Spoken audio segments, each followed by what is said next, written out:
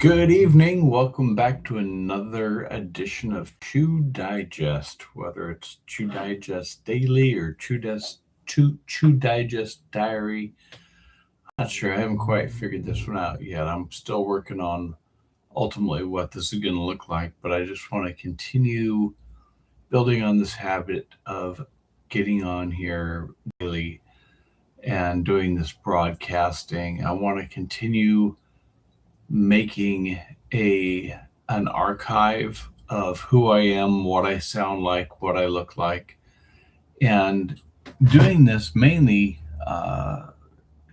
for my future generations, so that when the time comes and AI becomes much more uh, what I suspect that would be a tool, for example, that could create an AI version of grandpa. Somebody that, think about all of the ancestry things that people do now. They keep pictures, they look for stories, handwritten things by their past generations, their grandparents, great grandparents, so on and so forth. And this is my way of doing it, and with the hopes that, and full expectation, quite frankly, that eventually my great great great grandchildren that never had a chance to get to know me will be able to put on a pair of glasses like this and simply look up and see a three-dimensional version of me that they can ask questions to. And based on my input and my interactions with this camera, YouTube, Chat GPT, Google Gemini, and all these different uh, platforms that are basically mapping out who I am so that it'll have the information to work with. It's not gonna sit there and say, sorry, I don't have enough information to make a version of your grandpa. Not me, man. I'm putting it all out there. And anyways, so I wanted to talk to you a little bit about just kind of wrap up what I was talking about over the last couple of days regarding oxalate. I'm going to read from this. This is a little script that I put together, and it's that to summarize, what is oxalate and what effect can it have. And so here it is. Oxalate is a naturally occurring compound found in many plants. It's a defense molecule plants use to protect themselves from being eaten. When we consume it, oxalate can bind with minerals like calcium and form microscopic crystals. In small amounts, the body can eliminate these crystals through urine and stool. But when intake exceeds what the body can clear, or when gut health, hydration, or mineral balance is compromised, oxalate can accumulate. Over time, these crystals can contribute to kidney stones, joint irritation, soft tissue deposition, and may interfere with mineral availability. Think of it less as a toxin and more like a substance that becomes problematic when exposure is high and clearance is limited. This is why some people choose to limit high oxalate foods. This guy right here is one of them. And it isn't about fear of plants. It's about managing total load, supporting minimal mineral balance, and maintaining fluid movement and elimination pathways. For someone thinking long term about tissue health and mobility, the question isn't, is oxalate bad? It's, how much is my body carrying and how efficiently can I clear it? And that's where awareness, hydration, movement, and dietary balance comes in, and maybe even use of things like a mini trampoline, a rebounder, as they're called, as well as even one of these vibration platforms. I know they really make me feel a whole lot better, and I still need to get on mine for the day. But yeah, I don't fear plants. Matter of fact, I made some soup tonight, and I in that soup I had some ground beef. I also had an egg, and eggs are one of those tricky things that when you try and add them to soup, you've got to, there's really two different ways to go about it. And I'm just going to kind of divert my conversation here just to kind of share this with you. What I learned recently is that if you add an egg, like you whisk it and you add it to the soup directly, what you're going to end up with is basically an egg drop soup. However, if you take an egg, you put it in a bowl, add some lemon juice to it, and then as you are swirling it around with the whisk, and you start adding your warm broth to it, the warm broth actually starts cooking the egg in fluid, and that way, then you can take that bowl full of cooked egg that's been cooked in with the broth, and you can add that back into your soup without having to worry about egg pieces and parts. And that way, what it does is it thickens up your soup a little bit and adds a little bit more proteins and vitamins to it. So anyways, that's it. And I even gave some of the soup to my mom, and she actually said it was one of the best soups she ever had, which was a very big compliment because I've made plenty of soup before, but I've never had her tell me just that was one of the best soups she's ever had. And what I did was I had purchased one of the salad kits that they have over at Costco, and they were out of the Mediterranean salad that I do enjoy, but they had this one that was like a green mix that was actually low in oxalate, but it still had kale in it, and I am just not a fan of kale. It's like you can keep chewing on it all day and all night, and it just doesn't seem to go away. I prefer my leafy greens to be gentle. Think Caesar salad. I want them to go away. I want them to be something I can chew until it's like a juice and you can swallow it. Anyways, enough said about that. I also got to do some work on my self-observation.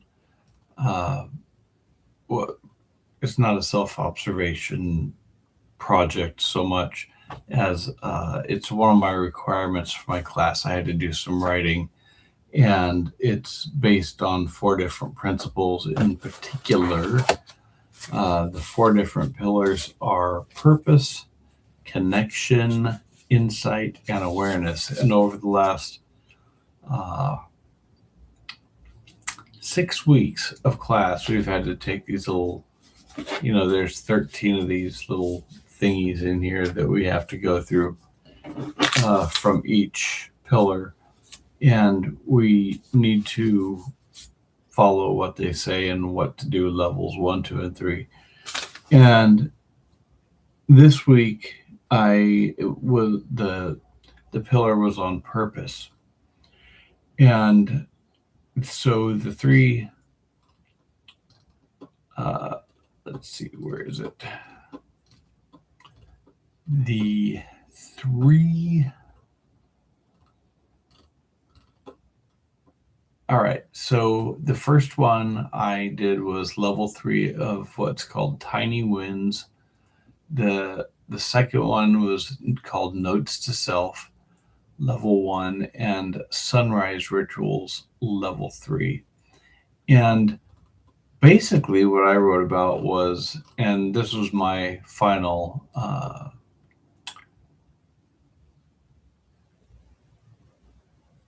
the final production of my assignment that I turned in. And I'm just going to go ahead and read this to you. It says, daily actions. Why do we do what we do? Because there's comfort that is born out of structure. Just this week, I heard in an interview that spontaneity does not lead to structure, but structure does lead to spontaneity. And that actually kind of struck me as odd because it just, it kind of made sense. And when I get done with this, I'm going to talk to you about In-N-Out Burger and why I think they have done so famously compared to a lot of other burger joints. But, anyways, why is it that structure makes me feel so free?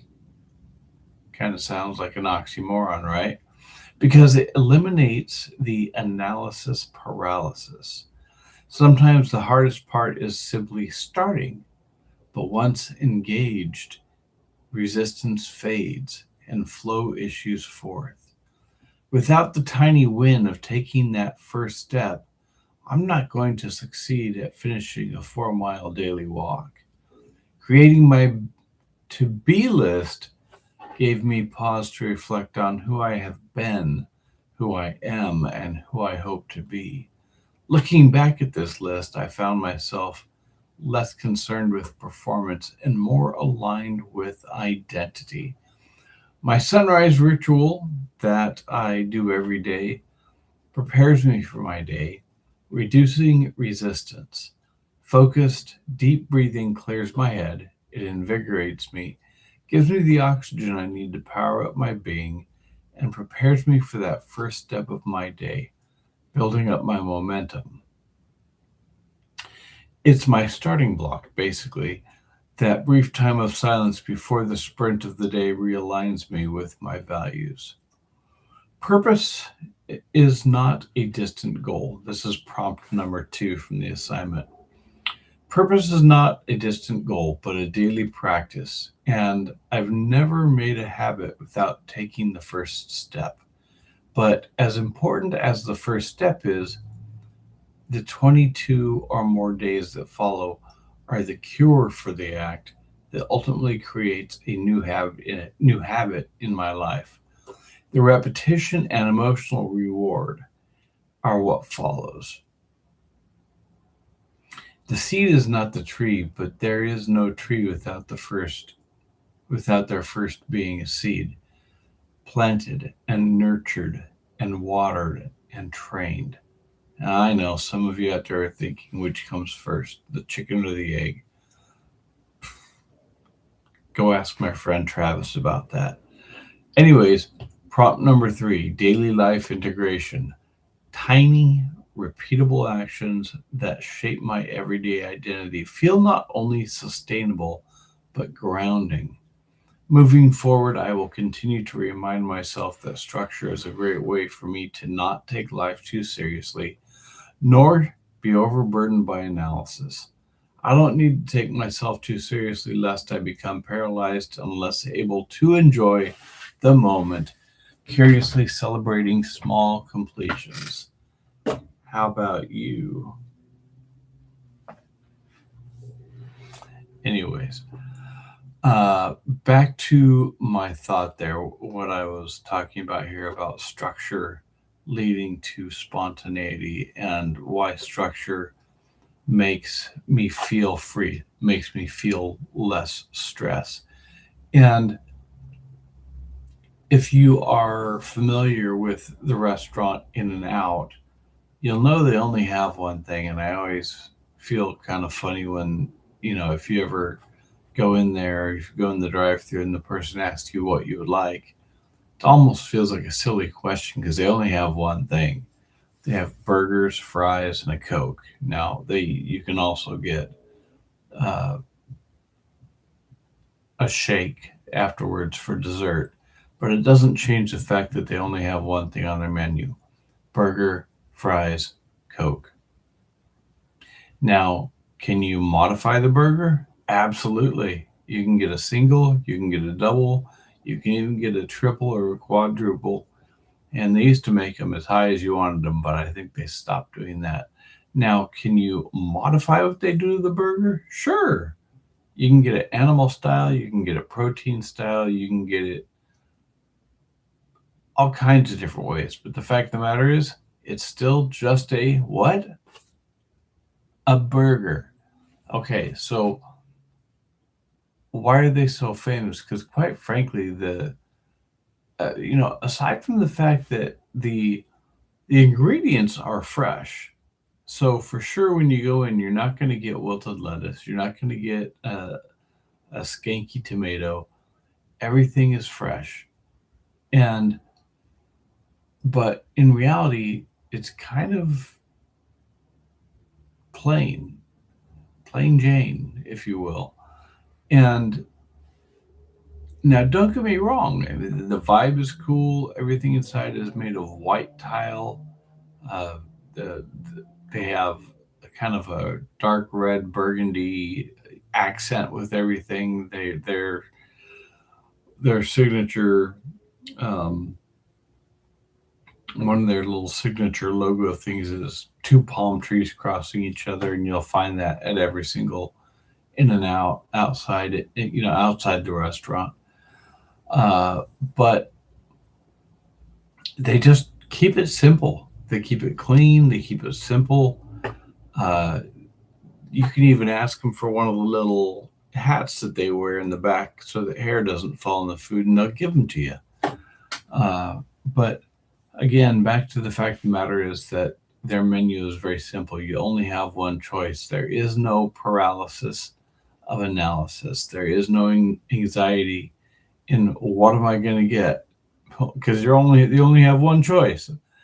Um, Yet when you go to other restaurants, they have a lot of different choices. And frankly, there are some burgers places you can go to where the burgers just taste better.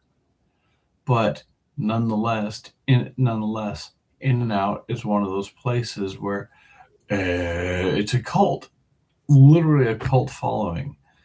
And people will come from all over the world to get an In-N-Out burger. The number one In-N-Out in the world is the one that's right at the corner of the runway of LAX. People get off the plane, and what do? They go to that In-N-Out burger. I mean, literally, they'll walk right out of the gate and take that little walk up Sepulveda about a quarter to a half mile, and they'll get their In-N-Out, their first dose of In-N-Out, and it's got to be a dopamine thing, and people have to have come to a point where they've fooled themselves into thinking it's just the best thing. Now, don't get me wrong, I've eaten my fair share of In-N-Out, and I think one of the favorite ways I've ever had an In-N-Out burger is I tell them I want it protein style, which is where instead of being in a bread bun, it's wrapped in iceberg lettuce. And then what I do is I ask them for an extra helping of the lettuce, and they put an extra big old helping of lettuce in the bag for you. And I'll take it home and I'll put it all in a big bowl and I'll chop it up and I'll take an extra packet of their dressing that they put on the burgers, put it in there, and guess what? That's an In-N-Out double salad. Amazing. You get a salad that's very refreshing, but you also get extra protein in your meal. But nonetheless, I'm not gonna, beat this dead horse, but I will say it was kind of funny one time when I was doing some Uber driving, and I picked up a guy at an In-N-Out restaurant, gets in my car, he has an accent from either New York or New Jersey. I didn't think to ask which one of those two he was from, but he said, have you ever eaten at this restaurant? And I was like, yeah, I have. I think everybody has. And he goes, okay. He goes, I'm here from New York or New Jersey, one of those two. And he goes, I'd heard about this place. I'd seen these videos on YouTube, and I thought I have to try this thing. It's supposed to be, he was expecting fireworks and a blissful experience. And he goes, dude, I was not impressed. And I'm like, well, I don't blame you. Um, but anyways, I think ultimately what it boils down to is that as human beings, I think there's this illusion that we like to have options, that the options are somehow what makes me feel free because I get to choose. But in reality, I don't think that's the case. I think we end up having to spend time looking at a menu going, what do I want? In and Out tells you what you want. And then they make it really well. They make it fast. They deliver it to you hot. And no matter where you go, no matter what In and Out you go to, you're going to get the same exact damn thing. It's going to taste the same, look the same. It's just same. The only difference is the cost, because here in California, it costs a whole lot more to eat In and Out than it does elsewhere. Anyways, enough about that. I know I mentioned to you yesterday about the 7 stages of disease, and I just wanted to kind of run over what those are for you. I do have a video. If you go back to the Chew Digest homepage here on YouTube, you'll find, and I'll put a link down here in the notes. The 7 stages of disease. I made a video about this, and it's the idea that there is a seven, a set of 7 indicators that we can use to kind of lay out where we are at in the 7 stages of disease. On one end, you have perfect ease, a life that everyone should be or should want to be experiencing, a body where you have what I would call seemingly a perfect body mass index. Basically the body anybody should want. So on one end, you have ease. On the other end, you have dis-ease. And then from there, there's this whole spectrum that goes all the way from one end to another. And, most people are going to live a lifetime not realizing that they're as they begin to age, the only time you are pretty much probably ever perfectly at ease is when you're born.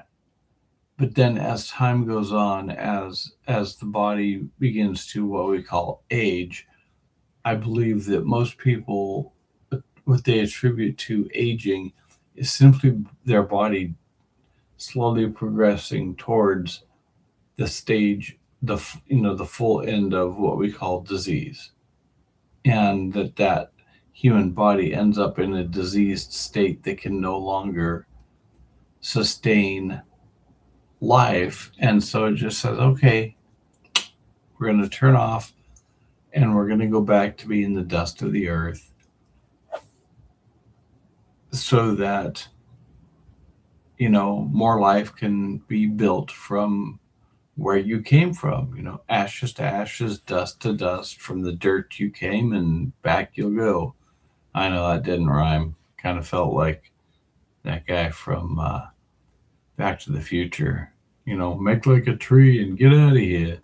Anyways, the first step, on one end you have ease. Then the first stage of disease is called enervation. And enervation is a state where you are then lacking in vitality and general well-being. Something's off, but you're not exactly sure what it is. You're just getting tired, and it's not even something that can really be recognized by physicians, especially not as a disease. But, in some sense, enervation is a depletion of nerve energy, and it can show up in hundreds of different ways throughout the body.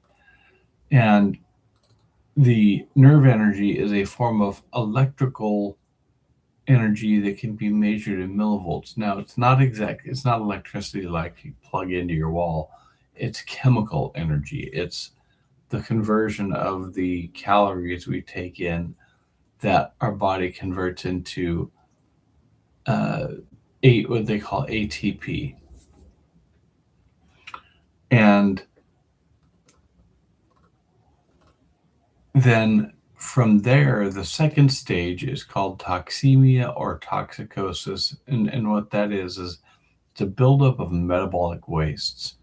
It is, as your cells age and they go through the process of what's called apoptosis, where the cell itself degrades and it shuts itself down, there can be a buildup of this excess metabolic waste. Now, if everything is functioning properly and you have good circulation and good hydration, along with all the right electrolytes, your body is going to be able to process these things out.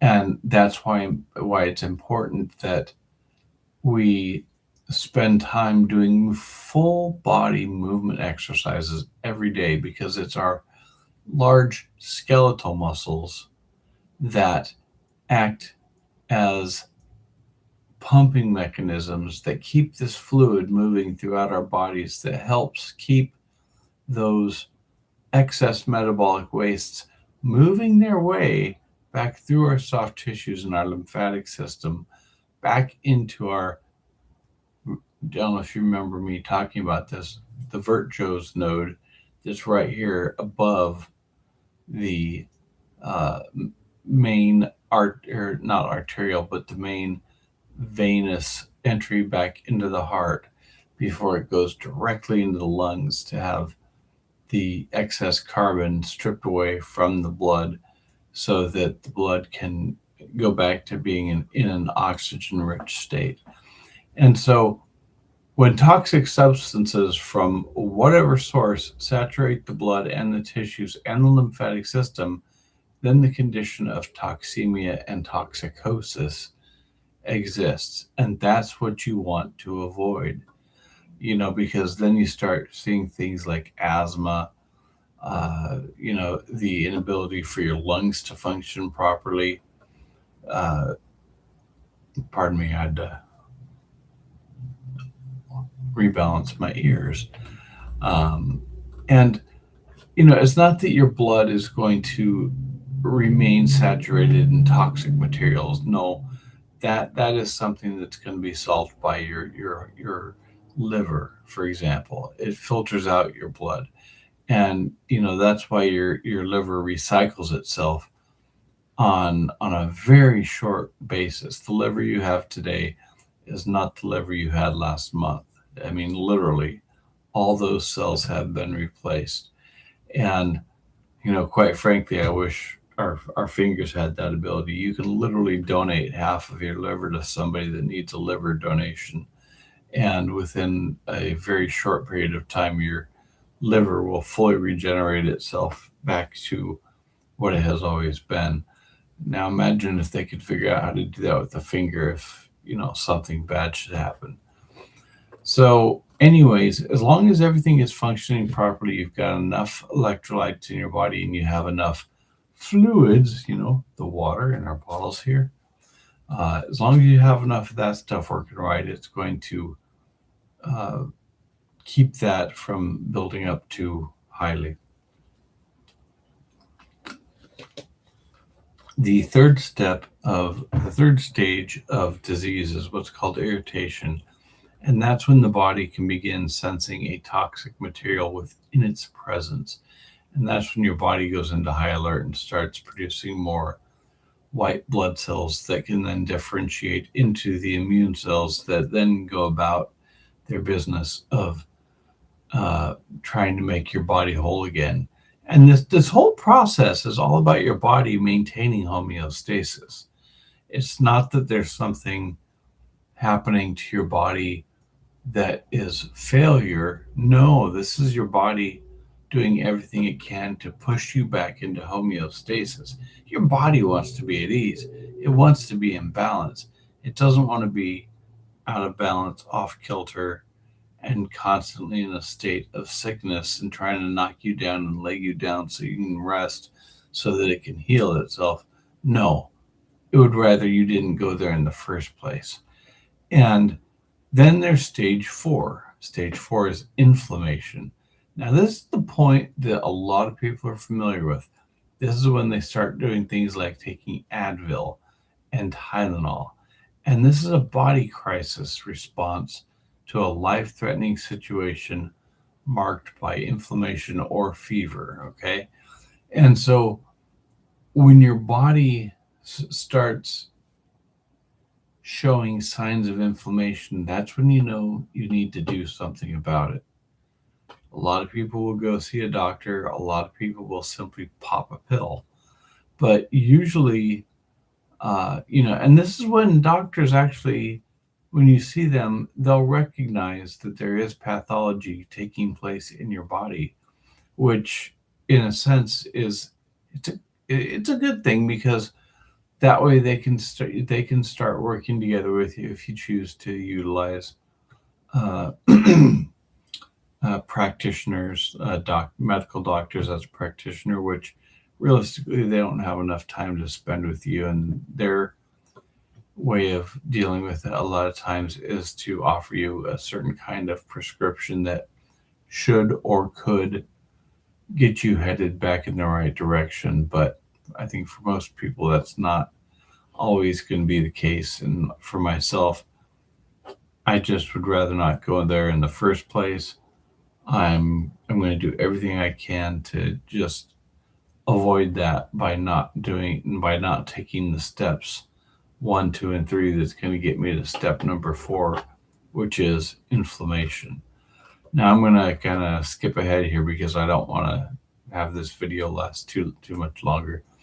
But after inflammation comes stage 5, which is ulceration. Ulceration. And that's the destruction of cells and normal tissue structure. Ulceration is what people experience when they start having stomach problems and they lose the mucus lining that's on the inside of their digestive tract. They can end up with ulcers because of the digestive fluids literally burning a hole in the side of their stomach or their small intestine. And ulceration basically means that a staggering amount of cells and tissue structure are being destroyed.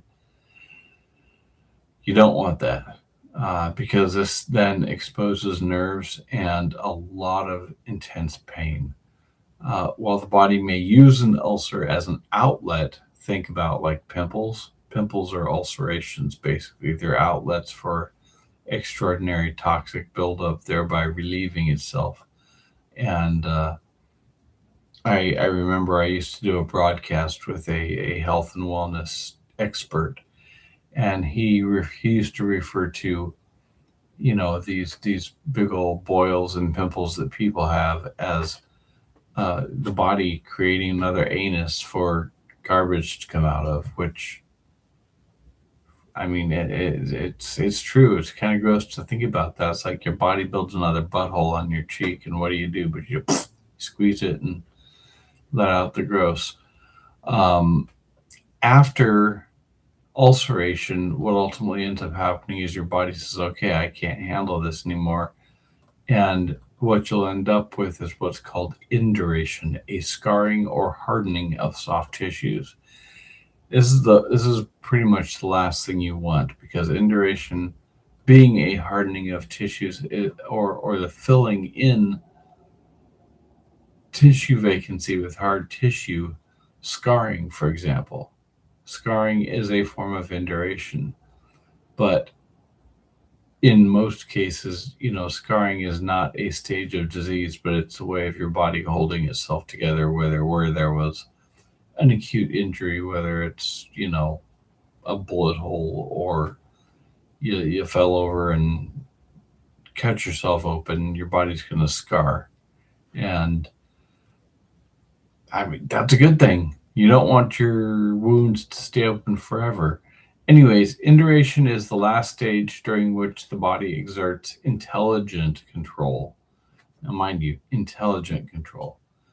And should the pathogenic practices which brought matters to this stage continue, cells and tissue systems kind of go wild. And then finally, the seventh stage, the end point of the evolution of disease, is what we call cancer. Cancer is the last stage, and it beyond that is usually fatality. And I almost hate to say that, because if you can get to the point of cancer and you can recover from it, you should very well be able to walk yourself all the way back through the 7 stages of disease and get pretty darn close to a full state of ease. I know I've been living my life over the last 9 years with this assumption. And at 53 years of age, I feel pretty darn good. A lot of people tell me they don't think I look 53. I mean, don't get me wrong, I haven't shaven yet today, and I feel like I look pretty crappy. But, I get a lot of people that when they hear me say I'm 53, they give me a real funky look, like, no. But when I look in the mirror, I see 53. For whatever reason, when other people look at me, they don't see it. I mean, yes, I shave my head because, quite frankly, I have hair, but is it thinner? Yeah, no question about it. But it's just easier to do this than it is to keep up with having to pay for damn haircuts that cost so much these days. And if you don't cut your hair, well, then you got to do something with it. I mean, I do. My hair has never just laid down and looked great.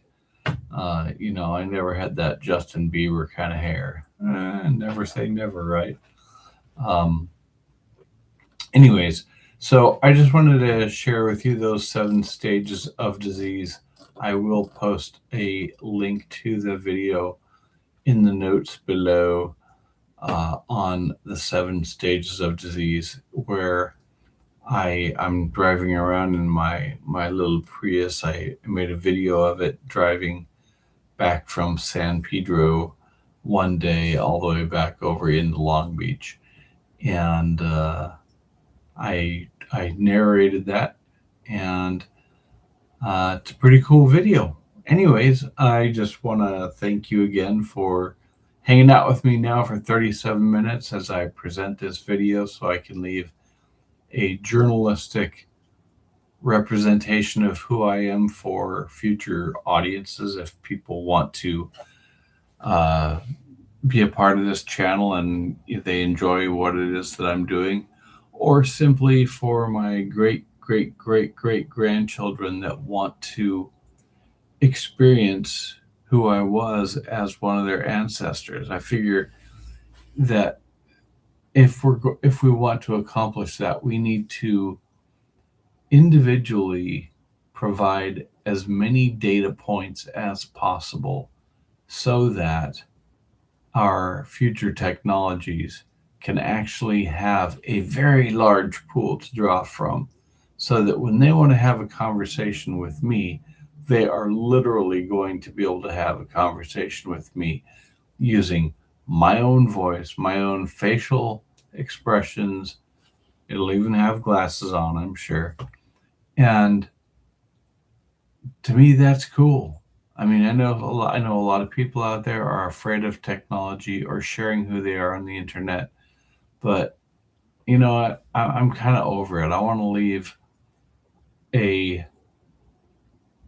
I guess you could say I kind of want to leave a footprint. I want to leave a fingerprint for that inevitability of the future. And in the meantime, this is a great way for me to get all these thoughts out of my head and journal, I guess you could say. Anyways, that's enough for tonight. It's Sunday night, and it's time for me to kind of check out here. I've already had dinner. I made a great soup, and I will be back with you guys tomorrow. And until then, have a good night. See ya.